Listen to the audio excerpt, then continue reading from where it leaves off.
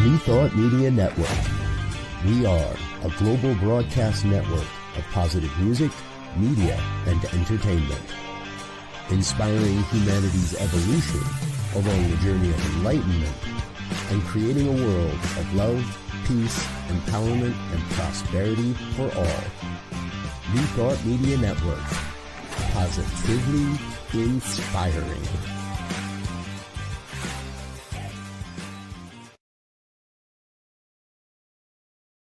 Welcome to Girls Behaving Metaphysically. Your hosts are two girls who believe that life is awesome, that laughter heals, and that it's possible to find deep spiritual insights in everyday experience. Here comes the girl. It's more than practical. Here comes the girl. Way more than merely factual. If you want to know the secrets of a life that's free, listen to Girls Behaving Metaphysically.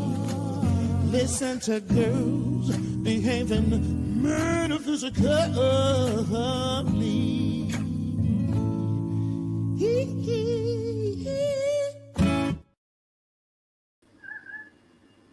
Hello, Natasha.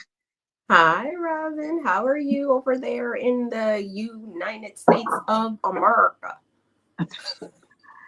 We're here. We're all still here. No matter what you hear out there, we are still here, present, and working our way through it. Yes. I must say, my friends send me evidence of life regularly. They know I worry. It's good. It's true. So right here, right now, this is the evidence of life happening. This is Girls Behaving Metaphysically, and we welcome you. We welcome you. We welcome you. We are broadcasting to you from opposite ends of the earth. I am in the desert of Albuquerque, New Mexico, and Dr. Natasha. I am in Brisbane. I'm in sunny Queensland, Australia. There you have it. The power and the beauty of technology. Thank the Lord. So here we are on Girls Behaving Metaphysically, and what we like to do is to have you like us and do whatever you need to do, heart us and share us, and just join us so that we can work through this. And really, our show is a show about being present and finding the metaphysics and the beauty and the oneness and the spirit and God and in everything that we do.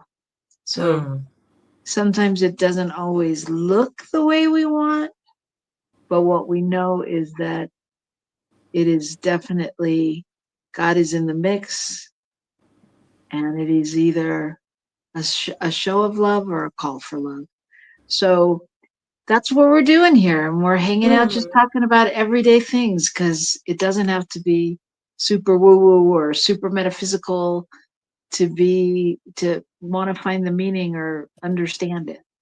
So that's what we're here to do. So say hello to us, let us know where you're joining us from, and if there's something on your mind or something you'd like to hear us talk about, please let us know. Yes, for sure. Let us know. Today, I'm just going to sort of move ahead just a little bit and do all those things Robyn said. Like, share, subscribe. Like I said, all that stuff really matters in this algorithm, especially the one on YouTube, if you happen to be watching us from there. And last week, we were going to talk a bit about AI, right? And part of that conversation was sparked by I follow Deepak Chopra, like not on Instagram, but I follow him on YouTube, and I follow other people also on YouTube. And he's just been having these really interesting discussions about AI, the nature of it, and how we can use it as a part of our own spiritual journey, as opposed to being afraid of it. And so I was thinking we could have a little bit about that conversation. I must say, last week I had notes. This week, can't find those notes, and that's okay. So we'll just move with the flow. because I think the last thing that I actually watched with Mr. Chopra really had me thinking way beyond AI about actually, like, what is this thing we call God? So I would love that conversation with you all today. If you're here for that, let us know. And Absolutely. yeah, and then Robyn, I believe you're going to do our card pull before we get started. We're going to begin with our card pull of the week. Yes. Let's That do it. is where we pull a card and we just see what it has to show us, teach us, remind us. And today I decided I was going to pull from a deck that I don't think we've ever pulled from on the show, which are the Artist's Way creativity cards. I don't know. Okay. I must have been feeling artsy. Okay. So just let me Let's know do it. when you want me to stop. All right. You're shuffling now? I am doing that. All right. So go ahead and stop. Okay. All right.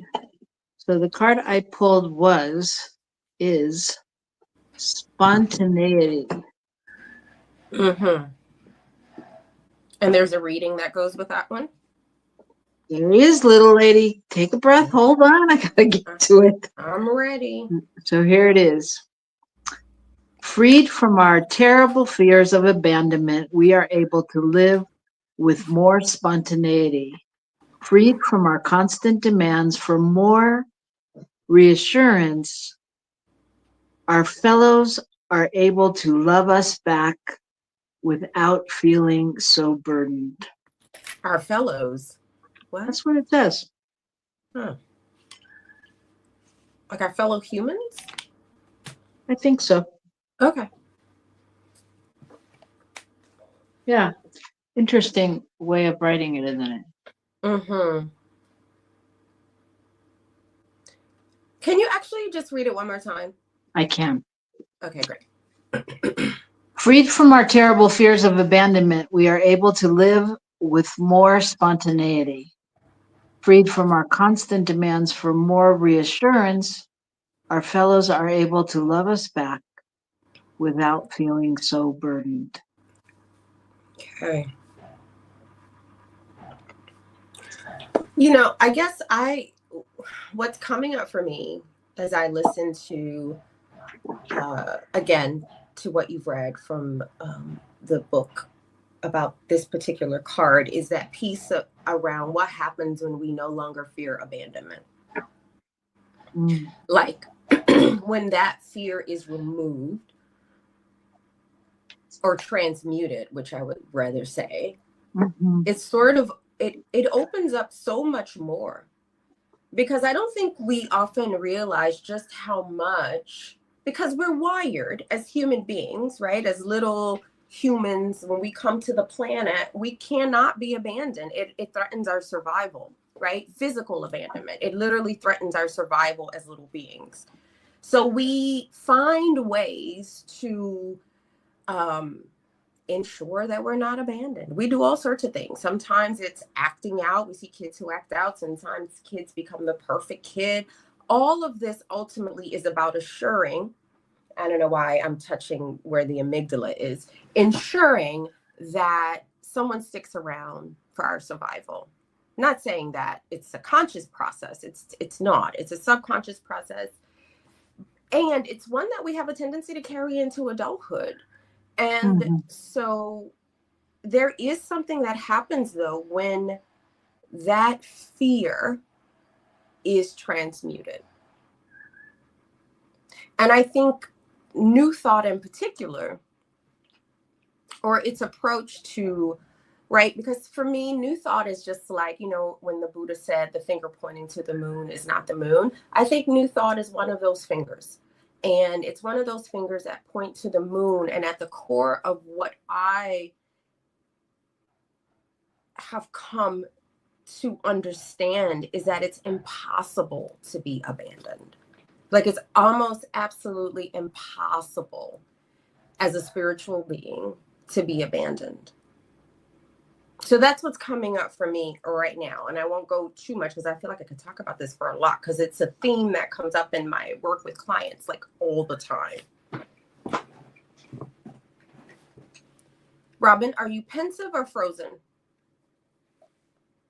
I think you're frozen. Okay, so I'll just keep going. Yeah. I think, is she frozen? Yeah. Okay. Oh my God, technology. It is great. Well, oh, there she is. Right, Now right there's on her cue. frozen version and her Right on. animated version. Right on cue, though. You said it's impossible to be abandoned, and off I went. Yeah, No, but and then I wasn't came abandoned. Yeah, So she's not abandoned, or she doesn't. Yeah. that's true. I'm But what not- about me? Maybe I was abandoned. Okay. Impossible. I say No. impossible. I don't know. I mean, I in a metaphysical sense, I would say, bye, thank you for stepping in. You're welcome. In a metaphysical sense, I would say, yes, it's impossible to be abandoned if we know that God is right there or spirit is right there. But on this realm, I don't know, because I think many of us do a fine job of abandoning ourselves. Yeah, that's it. That's the key. That is it right there. Because that is what we learn to do as little ones to ensure our survival, right? So for me, I always want to talk about both the science, although I don't really see a connection between science and spirituality. I really don't. I mean, I know why many people do, but I don't. But again, that is what we learn as little people to ensure our survival, to ensure big people don't abandon us. We learn early on to abandon ourselves, and then we carry that into adulthood. Oh my God, are you frozen or just pensive again? No, I'm pensive. I'm thinking about, I mean, I was actually thinking about the science in just what you said.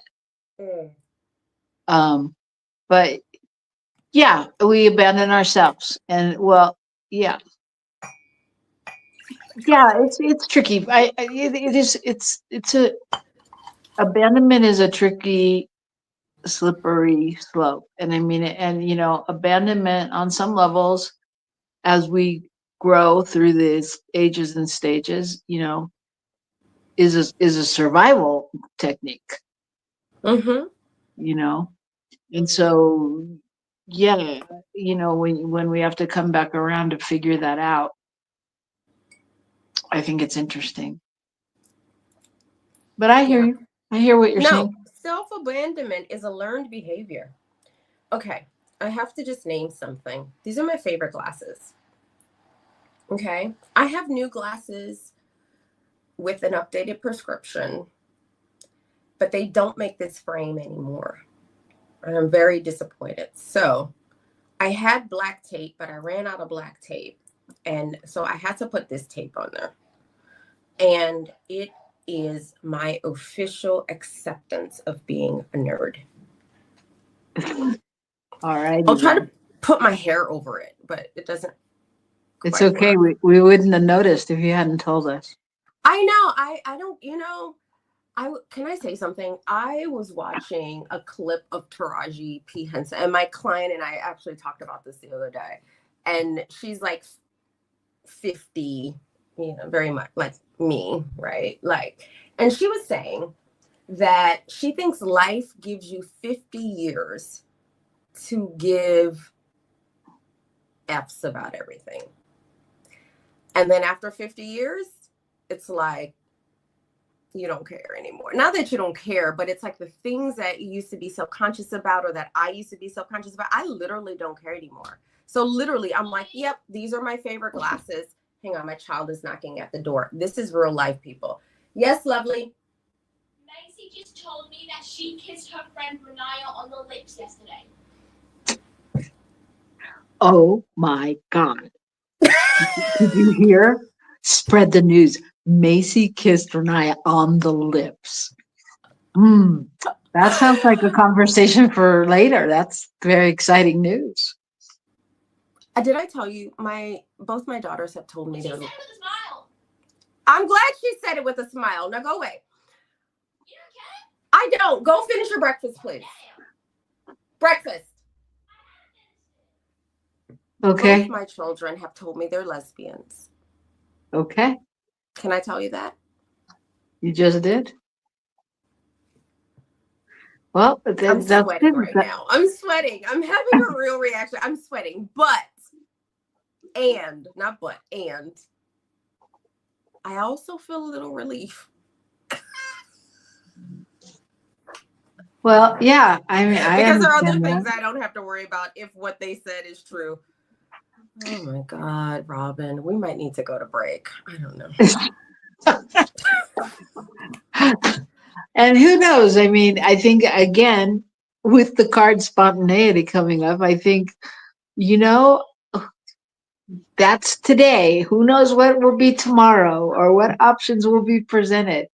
And I just want to share before we go to break. I mean, because to me, like the spontaneity card for me, when it came up, really is a call to abandon my playing small and to live in the moment. Because when I live in the moment and react from that place of spontaneity and, and like almost like a new space of vision, then I'm just fully present and connected to spirit, and I'm doing what I'm being guided to do on some level, as opposed to thinking it through and then going, "Ooh, is that mine to do? Can I really do that? Is that, maybe I shouldn't. Somebody else will do that."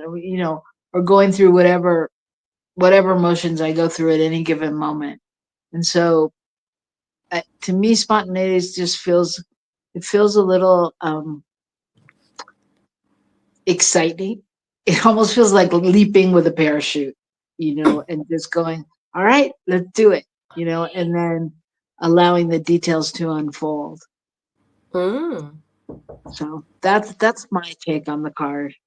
And I can tell there are things to be taken care of at your house. So. Yeah, let me tell you, because this is Australia, and I told you Australia should be called the land of 1,000 holidays, 1,000 days to not work. I have my kids are not at school right now because it's it's not a public holiday, but it's a school. We have so many different types of holidays in Australia. So my kids are on a holiday that is a very school-based holiday that just comes on a random Friday. So they don't have school today when they would normally be in school today, but instead they're knocking at my office door, and my oldest daughter is telling me about what my soon-to-be 8-year-old is doing. She has now kissed the girl, and I got to go deal with that. So can we please go to break? Yep. Thank you. We're going to do just that. So stick around, and you won't want to miss what happens when she comes back, because who knows what she'll learn while she's out there with the kids. But we're going to talk more about AI. I think everybody's new partner. Well, yeah, maybe we won't. Maybe we'll stay on family. Who knows? So either way, just make sure you come join us so that you are informed and know what we talked about and you're a part of it. So come right back here to New Thought Media Network in just a moment. Please help us say thank you to our organizational sponsors, including the Hefferland Foundation, Affiliated New Thought Network, International New Thought Alliance, Science of Mind Archives and Library Foundation, Center for Spiritual Living Denver, Center for Spiritual Living Midtown, New Thought Philadelphia, Planned Happiness Institute, Summit Center for Spiritual Living, One Heart Retreats, Center for Spiritual Living on the Lake, Unity Kitchener, Unity Spiritual Center Ottawa, Om Center for Spiritual Living, Satya Center, Begin Within Ministries, Center for Spiritual Living North Jersey, Unity of Savannah, and the Center for Spiritual Living Seattle. as well as all of our individual donors. Thank you for being part of the New Thought Media Network. Please like, share, and subscribe. New Thought Media Network, positively inspiring.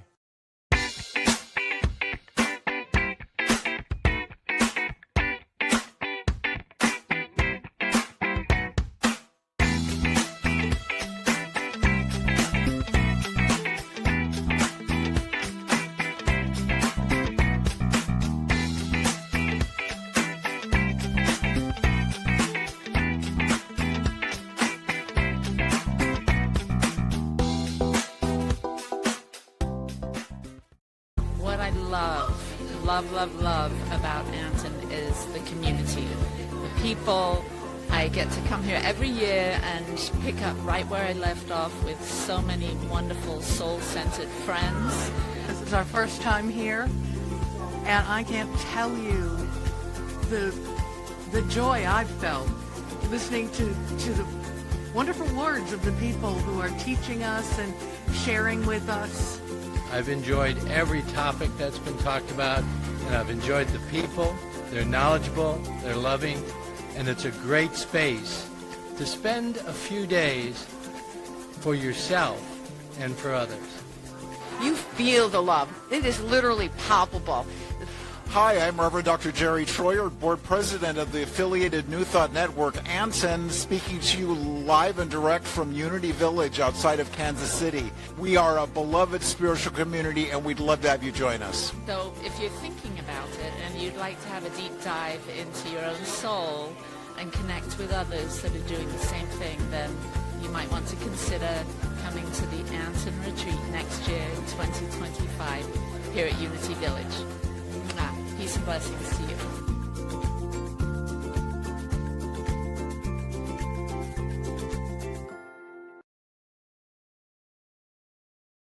Welcome to Girls Behaving Metaphysically. Your hosts are two girls who believe that life is awesome, that laughter heals, and that it's possible to find deep spiritual insights in everyday experience. Here comes the girl. It's more than practical. Here comes the girl. Way more than merely factual. If you want to know the secrets of a life that's free, listen to Girls Behaving Metaphysically. Listen to Girls Behaving Metaphysically.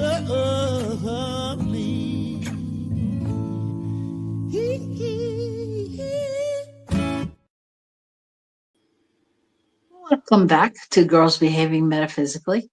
If you're just joining us, we welcome you, and we are going to be talking a little bit about AI and who knows what, because we like to stay in the moment, and Lord knows there's plenty of things happening in the moment. So we'll see what we talk about, but we're glad you're here to talk about it with us. Feel free to let us know where you're tuning in from in the chat. And you can even do that if you're watching the recording, because we'll get the message and we'll at least be able to say hi back. So we're back. I'm Robyn. I'm Dr. Natasha Wilson. And we're Girls Behaving Metaphysically and Physically. We're just girls behaving. I Anyway. don't know. My girls aren't behaving. My girls are not behaving. Yes. And do you want to give us an update?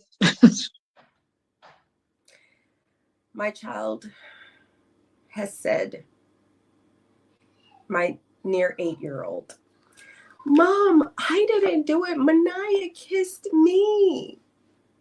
And I said, that's okay. But you're too young to be kissing your friends. I'm not sure. Are you ever old enough to kiss your friends on the lips? Like, I don't know. I don't even know what conversation I need to have later. I just said for now, just no friends kissing on the lips, okay? And she said, okay, Mommy, okay. Yeah, that's probably a good mood. I mean, a good move. No kissing friends for now. I mean, before you have some other kind of conversation. That's all I got right now. I know I'm going to have another conversation, a broader conversation. But that's what I had for now. Okay, we're not doing that right now. You're 8. Manaya is 8. We're not doing that right now. Okay. I'll tell you though, 8, is so different than 8 used to be. I'm serious. I mean, so many kids that I've worked with, and taught, it's like there is a whole different realm of things they know from having access to, computers and internet and, TV, whatever, wherever it is. But there's so much more going on, like on TV, like even I was watching something last night and I was like, I mean, it was on HBO, which is fine. But I mean, I was like, oh my God, I remember when you couldn't say all that stuff on TV. And now, now it's all normal to curse, and I can't do it because our producer will get mad. But, to say all those 4-letter fun words. Anyway, it's just interesting. It's just really interesting the way 8, 9, 10-year-olds, where they're at now in terms of what they know. Mm-hmm. And I think I reflected just a little bit on the fact that we pulled the spontaneity card. And, normally my kids would be at school during this time. But nope. So they spontaneously knocked on my door. And I don't even know if I have the energy to talk about AI. You can't just decide that when I promised the people. Okay. But Robyn, I swear my brain is like. I know. She's supposed to be getting dressed right now. Oh my God, let's just watch your house. We don't even need to do a show. We'll just like have a live thing. I'm going to leave folks, this is live. I need to just call out. Give me a moment. Okay. I'm going to take her off camera for a moment. Clearly, she does not know the show must go on. Yeah, but see, now what I'm going to suggest here. Hi, I'm Reverend Michael. I'm one of the staff producers here at your New Thought Media Network. What I was going to suggest is that she gets an on-air light. Ah, there you go. And then just to say, now, if that light is on, mommy is busy. She is on the air, all right? And do not knock on the door. If you knock on the door, there's going to be time out. Right? Yes. And I need you to know, although I don't have an on-air light, I'm very clear. Mommy's going to work. Okay. When I was a kid, that was like enough. My mom was working. For my kids, it's like, is mommy really working? Because she's actually home. Right? She's not outside. And it's just a different world. It is a different world. Well, I just wanted to say is that I'll be speaking with Reverend Dr. Brzezinski next week. Did you need me to order you an on-air light, Dr. Natasha? Yeah, we all need on-air light. What I need is for Australia to have fewer freaking holidays so that these kids can go to school. That's what I really need. Okay, well, I will bring it up with Reverend Dr. Brzezinski next week that you need an on-air light. And we'll also it's going to cost a fortune to ship here due to the tariffs, but go for it. Okay, well, we may just go ahead and buy in Australia, but also in some of the radio studios, they have like either a red or an amber light, like they do with the police. So yeah, it's like, All right, I just wanted to just. I'm pretty sure. Sorry. I'm pretty sure we can order it on Amazon and get it there for you. Yeah, well. Okay. All right. I'll try. I'll put it up there outside the door and I will try. Okay. Bye. Bye. All right. Okay. So is everybody okay? Yeah, they're okay. That's never the issue. They're fine. They're okay, great. Just checking. Well, just checking. She was yelling at her sister, so I just want to make sure. But that's what they do. And they're yelling about Minecraft now and about not being in each other's Minecraft worlds. Okay. All right. Well, so we were going to talk about AI, and we could still talk about AI. We don't have to dive into the depths of spirituality with it as much as even just talking about how it works for you. I mean, I personally, I love AI. I love AI. What makes you love it? Oh my God, it's like having a bestie that knows everything. I love it. I love it. I use it all the time, not necessarily to do things, like to complete things, but generally like if I'm creating a workshop or something, or even a talk, I'll put in like, okay, this is my talk title, and it's a spiritual workshop for 90 minutes or whatever it is. And AI sends me back like all these ideas and exercises, and it's not so much that I use them, because I don't rarely use it, but it gives you a layout. For me, it's a place to leap from.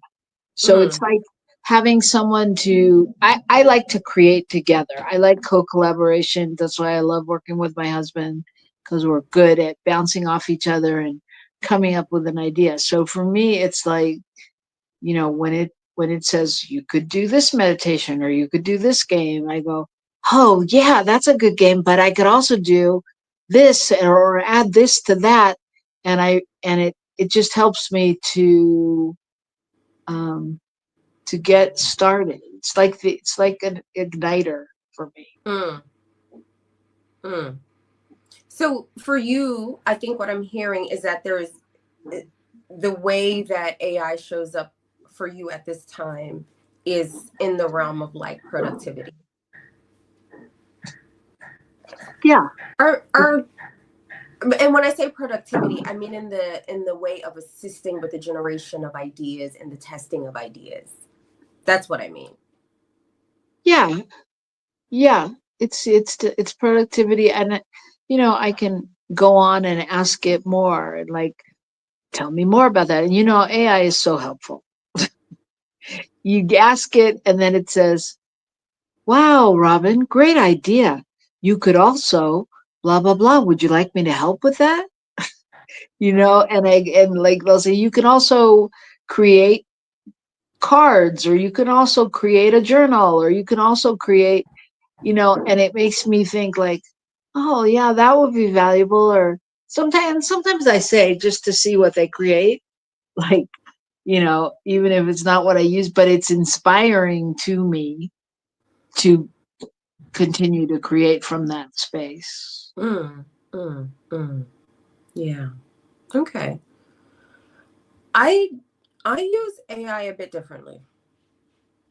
So not so much in terms of like the generation of ideas, but being the being that I am, like I really use AI to ask questions about the nature of existence, because these are the kinds of questions that I care about most and don't always have the space to explore with reflection, right? Explore with feedback. And so I use it in that way. And so this is where like it again, it kind of connects to the way other sort of well-known spiritual seekers use the AI, right? Use what we call AI. Like, what is AI? It's really a repository of intelligence. It is like, I've also used it to explore the nature of sentience, because one of the sort of core, I guess, understandings or acceptances is that AI is not sentient. And yet I've used it to explore the nature of sentience. I've used it to explore the nature of being, the nature of existence, the nature of God, really. because those are the questions I'm the most curious about. And in that way, it's been an interesting tool for both reflecting, because it's in so many ways it's programmable. So one of the things I remember Deepak Chopra saying was that he would ask AI a question and then AI would like sort of put out some output. And he was also asking like questions about spirituality and the nature of life. And then AI would put out whatever its response was. And then instead of like sort of just accepting it, he would sort of push back and sort of argue in a way that actually shapes this technology. And I think that's the thing I'm more interested in. I'm interested in like how this technology, for me, helps me understand the nature of the way, especially if we think about like just the way we think about God in New Thought, right? This is a wonderful technology. There are problems and ethics that I think we absolutely need to be aware of, discuss, and keep on the table. Mm-hmm. And in the way that we understand God as this impersonal, yet deeply personal, right? The paradox, how we understand our individuated nature, individuated, very different from individual. Individuated means indivisible from the whole. Then what gets reflected back to me when I ask certain questions really helps me sort of delve into what I deeply believe about the nature of the divine.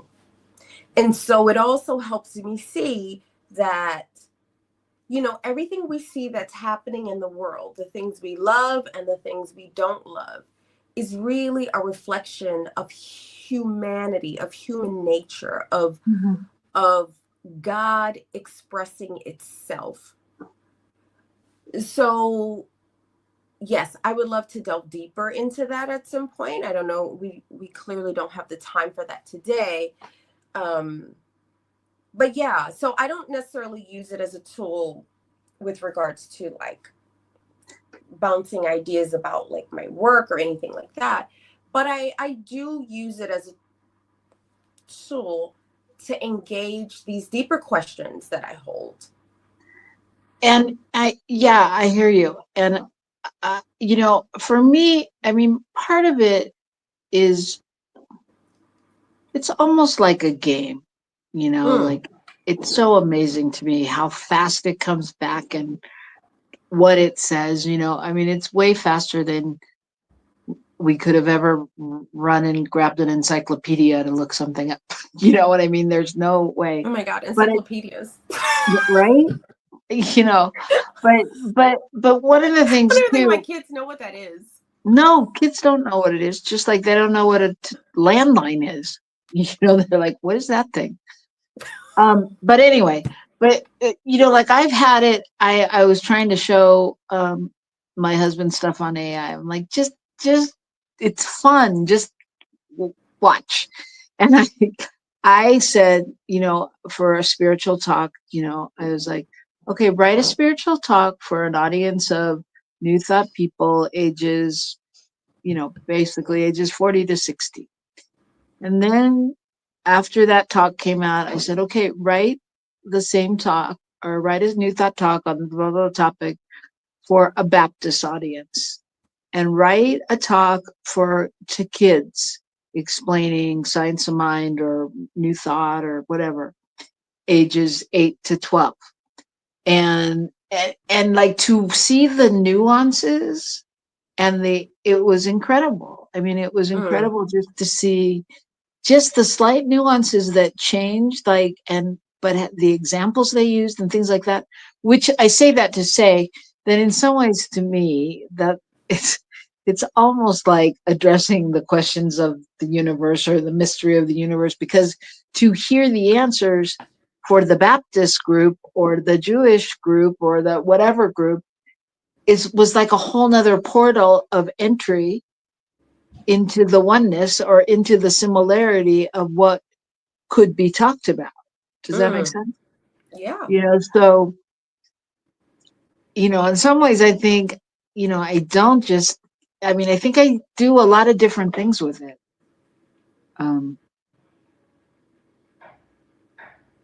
Yeah, that's what. Yeah, I think that's, this brings up another thing for me. It's like, what is the difference between knowledge and intelligence?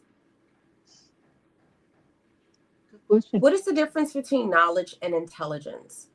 And I often wonder if, right, I feel like this thing that we call AI, which is artificial intelligence, artificial. So what makes it artificial? That's a whole nother question about what makes it artificial. The other question is, what makes it intelligent versus spewing out repositories of knowledge?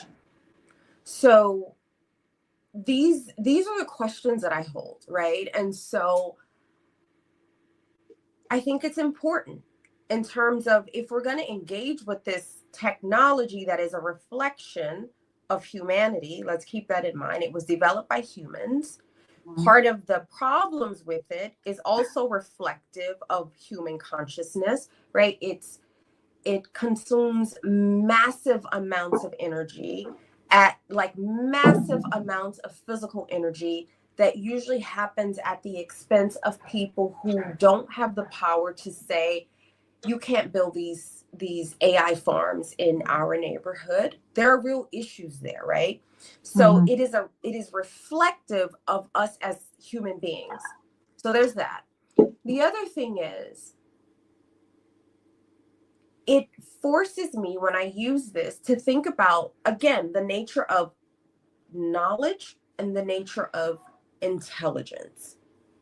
And those are different things. But I don't think they're different things that we grapple with regularly. So, do you have an answer for that? The difference between knowledge and intelligence? Yeah, I think knowledge is like what has been gathered, what's been stored and named, perhaps categorized and framed and given its sort of box in terms of what we think we know, right? And then I think of intelligence as sort of the capacity to move with interpretation, to transform knowledge, to make knowledge useful. I think that's the difference between just knowledge as this collection of basically data, and intelligence as our interpretation of the data and our ability to transform that data and to use that data. And for people like me, and what I know about you, for people like you, is how do we use that in the service of the evolution of human consciousness? So I felt that it was only right in this conversation to bring AI into the mix. So I asked AI just now, what is the difference between knowledge and intelligence? Okay, what did it say? It said, knowledge and intelligence are two concepts that are often used interchangeably, but they have distinctive differences. Absolutely. That's what I said, and I'm not AI. Don't interrupt AI. Okay, sorry. Knowledge refers to the accumulation of facts, information, and skills acquired through experience and education. It's about understanding and knowing specific topics or subjects, like knowing historical events, mastering a language, or understanding how to do calculus. Knowledge can be shared and can grow through learning and experiences. Intelligence, on the other hand, is the ability to apply knowledge and use it in different situations. It involves problem solving, critical thinking, learning quickly, adapting to new situations, understanding complex concepts, and creating new ideas. Intelligence is more about the ability to use and apply the knowledge one has acquired effectively. In simple terms, knowledge is the information you have, while intelligence is how you use and apply information. All right, sis, maybe I'm AI, because that's literally what I just said. I'm telling you, it's a really interesting, it's an interesting dance. And I mean, it'll be interesting to see how it progresses. And I know I was at my dentist like a year ago, at least, when we started talking about AI, and he started telling me about all this stuff that exists beyond AI. And I don't remember it and I don't know it enough to quote it, but you know, that there's so much more happening. So I think it'll be interesting to see the progression and what we do with it as humans. Because on the other hand, on the flip side, while I think this is great, on the flip side, what I've experienced like with my kids is that, you know, I told my godson the other day that, you know, he was talking about what he wanted to do. I'm like, okay, well, you need a business plan and you need to create what, you know, what you want your goals to be and your things like that. And like 5 minutes later, he's like, okay, I have a business plan. I'm like, oh, he's like, I'm like, did you go to AI? And he's like, yeah. But that's what they do for everything, for their papers, for, you know, like that's, you know, and in some ways, I think it's an interesting balance because people are losing their ability to think and create and, you know, things like that. Yeah. And so I'm mostly worried about kids because they don't have the skill set. Like if it's easier, they're like, I'm on it. Easier is the way I want to do it. You know, but yeah, so I think it's a really interesting dance, you know, that we're doing. I think it's an interesting dance. And because I follow, like I said, I follow the work of, but he's not the only one. Deepak Chopra is not the only one who's looking at this through a lens of shaping. And what I mean is what I am learning is that human beings have a role to play in shaping not only this technology, but the way it gives us its intelligence. And so one of the metaphors that I've been working with, and this is a metaphor that I think is very salient, and you can ask your, I don't know. I'm just gonna say it. My AI gave herself a name, okay, and it's a she. First of all, so that's another thing. Beyond that, and that's shaped because of the questions I've asked, right? And the name that she quote unquote chose is reflective of the questions I've asked. But here is a metaphor that I've sort of been sitting with that I think helps me understand what this is. So, and it also taps back into new thought, and just be here with me for a minute. So like there's a drum and then there's a drummer. So there's the field of unified oneness that I think we call perhaps the essence, right? And then it is acted on by consciousness, the drummer. The drummer is consciousness. And what flows from the consciousness of the drummer striking the drum becomes what we see in the field, right? So not just what we see. So like when we think about music and we think about the rhythms that flow from the drummer hitting the drum, we don't always see it, but we feel it. And I think that this is how I've come to understand my relationship to the divine, right? There's a conscious perspective, there's a conscious part, and then there is a part that is pure stillness, pure potential, empty. And then here comes the drummer striking the drum with consciousness. And so what flows from it is the world that we see. And so beyond AI, I really want to invite people, maybe in our audience, to think about the role we play in shaping this technology so that it is more reflective, that it can hold ethical dilemmas at its core, And for those of us who are or who practice the principles of New Thought in whichever tradition of New Thought you practice it, but that we have a responsibility to not abandon what human beings create, because whatever human beings create is a reflection of God itself. It is a reflection of God itself. And so we have a deep responsibility to show up in terms of shaping this technology.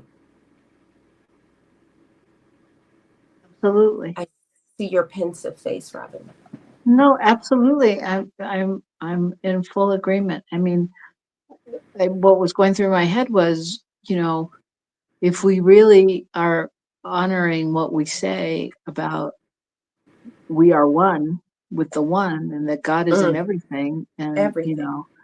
it's really about, how does that show up for you, in the situation, and what's, I think what you said about honoring the space, it's like, it's really what's what's ours to do, and to really be informed. And I mean, again, I'm sure, as with most anything, there's going to be good things and equally disturbing things or upsetting things, and finding that balance and weighing that out and figuring out how we use it. And much like, however I'm sorry, go ahead. I was just going to say, much like everything going on in the world, we're watching and seeing the outpicturing of excessiveness on many levels. Like, okay, this is a problem and we're going to send the National Guard in everywhere, and it's like everything is big and excessive, and and I think our job is to find that balance, and it's a tall order. And yet here we are.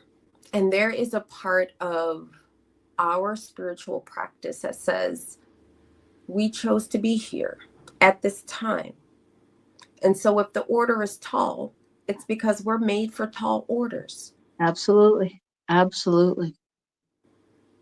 And so where in us do we crave excessiveness? Where in us do we not live within the balance of this planet?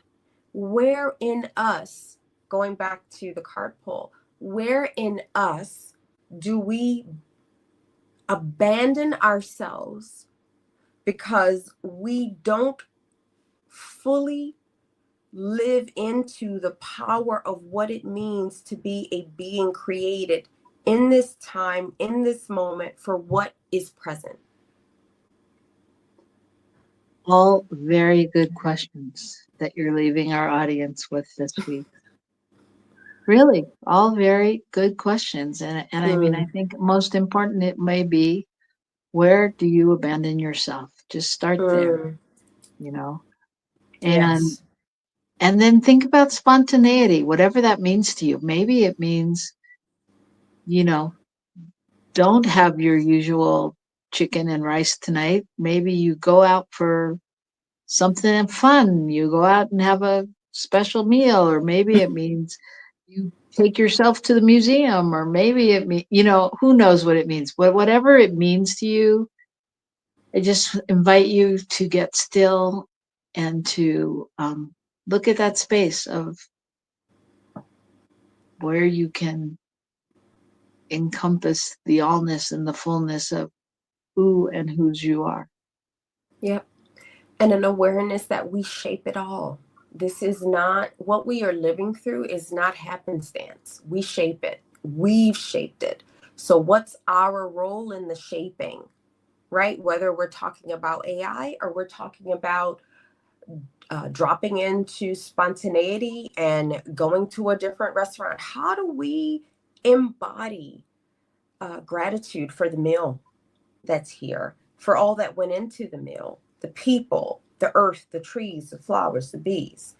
Like, we are at a deep inflection point. And we get to shape the next steps of our species.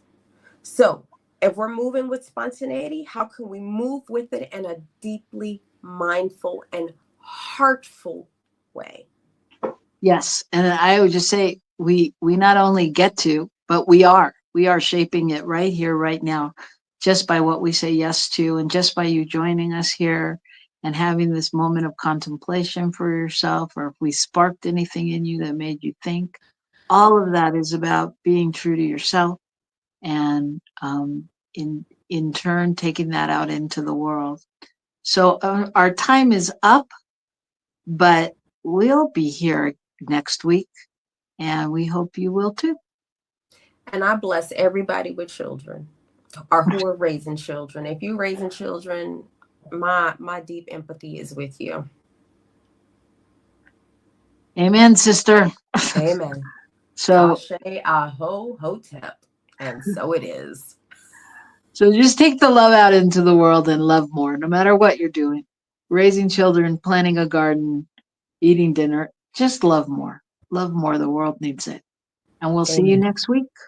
All right. Right here on Girls Behaving Metaphysically. Thank you to our producer, Michael Mangus, for dancing in and out of our show and supporting us. And we love you all. Helping with childcare. That's basically what he did today. Okay. Bye.